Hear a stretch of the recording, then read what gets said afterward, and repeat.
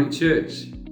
When I was at Selborne College, every year we used to go on something called the endurance hike. It was this 40k slug fest, and we always looked forward to it because it was an opportunity to get out of the classroom. And somewhere around my third year, I got clever and I realized that the earlier I finish the endurance hike, the more free time I have in the afternoon to do what I want to do. And so the one year I just foolishly head out running as fast as I could for as long as I could. And somewhere around the 10k mark, I cracked. And the next 30k's was this absolute nightmare where it took forever. I ended up coming stone last, and I had a lot of time to ponder the meaning of the word endurance. And I want to read this definition to you because I think it's apt for us. And the definition of endurance is the ability to endure an unpleasant or difficult process or situation without giving way. The ability to endure an unpleasant or difficult process without giving way. And so I really think that is significant and apt for where we are at right now. I think we all have a new appreciation for this word. None of us could have predicted what it would have been like when lockdown started. And here we are nearly 2 months in, and we've all in our own ways had to go through all sorts of stress and struggle, and it's been a challenge mentally, spiritually, emotionally. And I really want to encourage you from God's word this morning. In Romans chapter 15, verse 5, it says, "May the God of endurance." I just love that because endurance is actually one of God's characteristics. It's a name of His. And because it's who He is able to give endurance to any of those who follow Him when they desperately need it.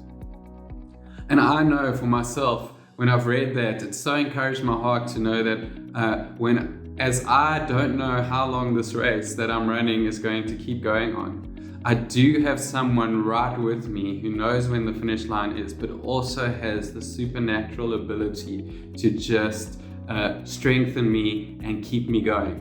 And He can do that. But the next part is even more encouraging, or in Romans chapter 5, it says this: "May the God of endurance and encouragement." I love that. I love how it balances it out. Because there is something negative about that word endurance. It speaks about grittiness through a tough situation and just baring your teeth and struggle. And if that's all there was there, that would still be great because it means He's going to get us through. But there's something else that is who He is. And He's not just the God of endurance, He's the God of encouragement.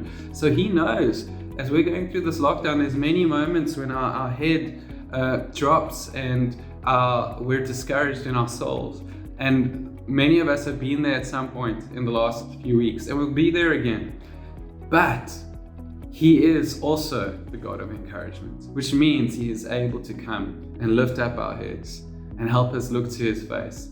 And when we remember who God is, when we celebrate who He is, this wonderful God of endurance and encouragement, then we are able to move forward, keep going, but also our soul and our spirit is lifted, and we can enjoy His presence. We can enjoy serving Him and living for Him. There's hope. We know where we are ending up. We know where we're going, and we know He can take us there.